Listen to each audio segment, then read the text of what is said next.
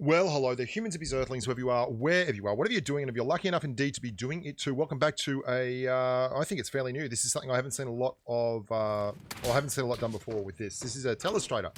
I'm going to show you inside situations and use the iPad to actually illustrate exactly what's going on. Now, the direction that I'm going to get hit from is very, very important. There's a guy over here somewhere. I can't really see him. I think he's actually in this area here. Now, the only part of the map that gives me any cover whatsoever is this little section here, the lifeguard tower. And the reason this is really important is I've actually, and what you can't see here is I have put a crate down way back in here. And I was just running over here to get the bike. So I could get the crate, pulled in the airdrop, called in the airdrop. I'm going to get the crate and then I'm going to take off. So I don't want to disengage from this situation. In fact, I want to fight and contest for the crate that this bloke has grabbed. Now, that means that he's got me covered off pretty hard here. The only thing I can really do is work towards getting back to my crate, which is dropping to the northwest right now. And to do that, I'm going to need to use smoke pretty effectively. Now, if he's going to try and pin me down here, I'm going to use the smoke offensively. As soon as I see that he's moved, I am going to go and get an overlook on the crate. Now, that makes a lot of sense because that's where this bloke is. That's why he's turned up. He's seen the flare. There's the crate. You can see that just to my left there. He's still shooting the bike, and now he's starting to move in because the crate's dropped, and he wants to get a hold of that crate. Now, this is going to be important, okay? You can see right there is the crate, okay? So that is the primary area that I really want to get a hold of. To do that and get an overlook on that, I can either run along through the ground level. Let's get back to here. I can either run along through ground level through these kind of sections here. You know, all the crate things, or I can just quite simply get an overlook because the only part of the map that he can come in from is the warehouse over there. That's where he's run around behind. So if I'm fast enough, I'm going to be able to get through to that warehouse area and actually get an overlook on that. So he's going to start moving in towards the crate, and I am going to start looking to get the shots off. So we immediately switch to full auto. We're going to set up. I mean, this should be fairly obvious here.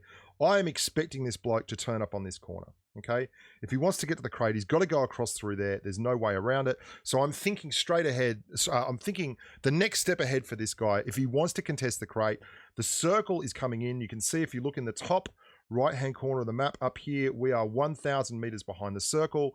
You can also see if you look up here in the top section of the map that there's only 27 left alive. So we are quite late in the circle. And there is no way that you're going to be able to sit in the blue. So this guy wants to get a hold of that and get out of there. Now, he thinks he's suppressed me and that he's going to be able to move around here and flank me.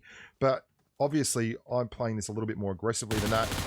And then we get the wipe. Now, that's a good example of tactics and the kind of thing I want to show you today using the Telestrator. I think this is a really good tool for us. This is another good thing that if you're wondering about using Grens effectively, I talk about this all the time. There is someone, if we have a look, no, I'm going to let this play through just for a little bit of a tick here.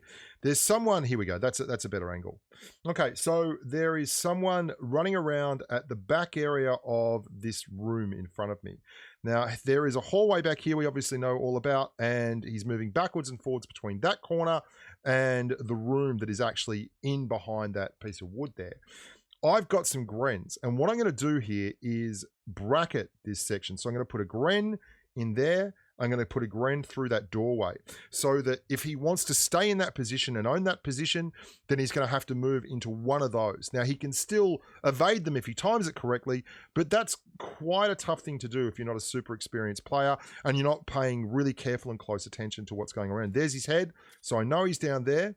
We're going to put a Gren in there first, so in case he moves back into there, and then a Gren over there. So now he gets no choice but to eat one of those Grens, and he eats the first one. He moves into that room. And we're landing on the northern side of Pochinki. Now, I'm going to show you something about Pochinki right here, and this is a good example if you're doing hot drops.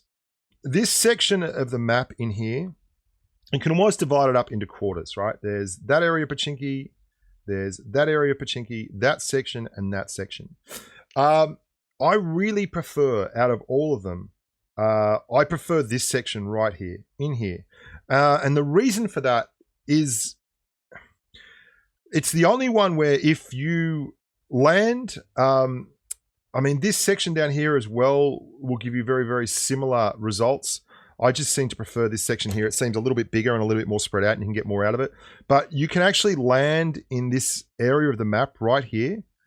And then if you don't like it, you can cross to there, or you can cross to there, or you can bail out completely up in this direction. Whereas if you are in that section over here, or that section over here, you really can get pinned in on a corner. You don't have this whole access road that runs right down the middle of Pochinki and the ability to cross over to that other side. And the reason why that's important is that's a space. For people to have to come at you, that's a wide open space. Whereas, I mean, this road here serves that to a certain degree, but there's a lot of broken cover around there as well. That really does give you more options. So if you're wondering why I like dropping this section of the map, because I do it an awful lot, I feel like the buildings as well, they're not as even.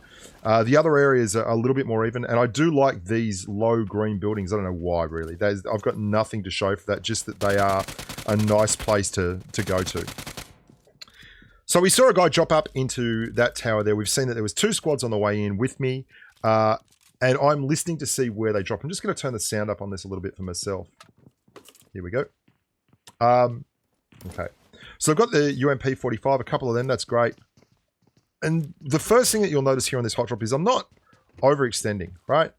And can I also just talk about this? I have a big thing about hardcover to hardcover. Watch as I move through here.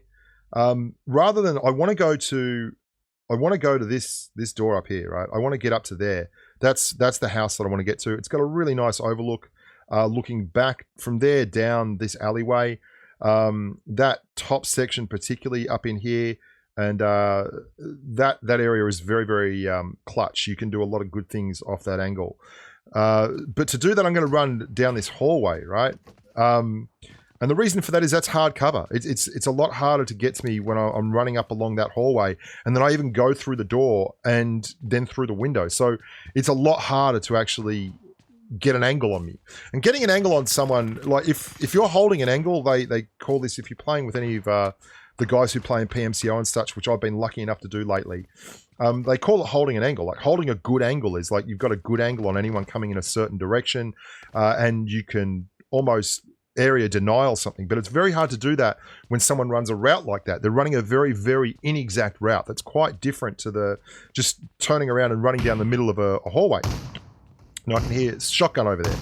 It's coming from one of those houses, and then that's like full auto fire. So there's a proper big gunfight going on here, and I'd like to get involved in that. I've got a level 2 vest, an Uzi, a UMP, so I've got very close quarters covered off. I've got long range covered off. This bloke's running around, and watch the angle he runs here. Like he's running straight down the middle of that alleyway. He's got no choices. There's a lot going on. Then rather than chase him and give him a really easy angle, if I am looking to run down that alleyway, all he's got to do is turn around, and I'm going straight down there. I'm going the long way round. I'm just trying to figure out where he is. Now that's not him, obviously. That is not the guy that I just saw. There he is. Oh, we've nailed him pretty hard there, but I hear someone else coming down behind me. This is interesting here, because if you look at this, so when I'm going for this gunshot, okay, so this is a nice little jump, and we hammer him pretty hard. But as we land, you'll see up on the mini-map here, there is a clear indication that there is someone firing off to that direction. So I'm now worried about someone coming up at that angle there, because these guys are obviously in multiple squads, so I can't count that. By counting that, I mean, you can't say, okay, I've got 1 knock, I've heard 2 other gunshots, there's probably 3 people in that squad, I've got 2 to go. You don't know when there's multiple squads. Have people been knocked? Have they been got back up? It's just too difficult to count. So you just probably take it as a worst case scenario at all times. So that's why I start using this building here as cover. Now there he is. That's the guy that I saw originally. See him warping all over the place, man? Like just my ping sometimes. Happy days. And this is where you have to start really thinking on your feet, because I can hear that guy there, but if we look at that, you can see if we expand that, the top corner of the map, and we go back through that, look at all these footsteps. Look at the footsteps around me. Look at the footprints down there, and then I see footprints behind me. Still footprints there, tracking them round. There's another set of footprints. The guy just knocked, and then there's another set of footprints on top of that.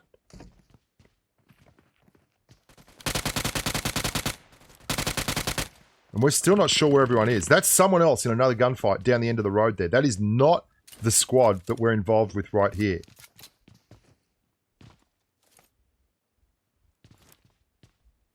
Now, did you see that?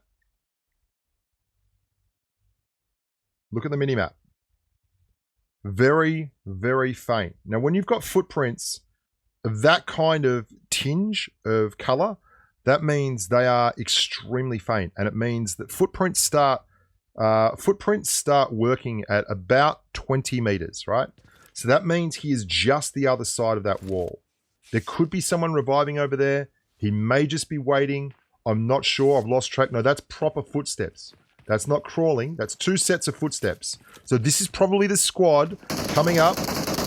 There you go. So the first guy that was inside there, this must be the last dude because I just got kills. And that's all of the squads down. All of the squads down. That's the 2 squads that I came in there with. And I had to figure that out on the fly. We'll do one more quick one. One of the things that I like to do when I'm dropping boot camp or anywhere really is, and you can see this when you're on the way in, okay? Look at the ground, look at the ground, look at the ground. What I'm looking for on the way in is guns. And you can see that by the ammo markers, especially with 45. 45 will pop first. Look at the screen, right? Oh, what's that? Now, that right there is a white dot. That means a 45 caliber ammunition like thing. You can pick that up really, really easily. And they shine out clear as a bell. So you can see I start angling towards that as soon as the drop's going on. You should be working on doing that stuff as well, because the first person to pick up a gun at boot camp generally can get a clear shot at some easy kills. And you can see straight away there's a guy up there. Someone already killed him though, so I can't get that kill. We're moving right along. M416, footsteps on the minimap. You can see them, they're down here. Now, I'm going to push that. One of the big things about this is you can see, okay, the footsteps are within 20 meters. They're clear as a bell. That means that he is in this low building over there that I first landed on top of and then jumped across from. And we're going to push that because this early in the piece, I've got an M416. I've got a level 2 helmet. It's probably a lot better than whatever this guy's got. Now, that's going to look like hacking if you don't play with sound. But look at where I am in the window here. Okay, so those footprints are directly down in that direction. Okay, directly down in that direction. In that direction. So they have to be somewhere ahead of me. Okay, this position here. There's no one visible. So they've got to be in one of those 2 rooms. All right. And if they're showing on the minimap here, when I'm running in, that means that they have to be, if you look on this, they have to be within a radius of 20 meters. Now, that radius around me is where I can hear footprints. Obviously, that's an exaggeration. But that means that I know that he has to be in that first room because the second room would be too far away, okay? So I'm pre-firing even though I'm coming around that corner because he had to be in there. These are the little things that will win you hot drops and get you extra kills and basically allow you to stay alive. This is the way you should be playing the game. It's really, really important that you understand these things, that you work on it and turn it into an advantage for you. And I think this, for me, is a great way to showcase with the Telestrator. Again, this is all footprint work. Can I see anyone there? There is no footprints popping on my minimap, but I can hear them. And they're jumping. And then there was like someone running over a bridge or on steel, and that's downstairs. That means he's got to be in the bottom here. I reckon if I wait here, he is going to pop at the end of that because he's looking to cross. Voila.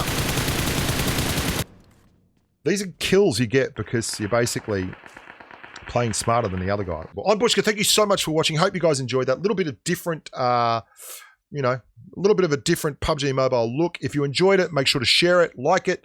Remember to subscribe to the channel. Look after yourselves, and as always, stay safe on the battlefield. Bye for now.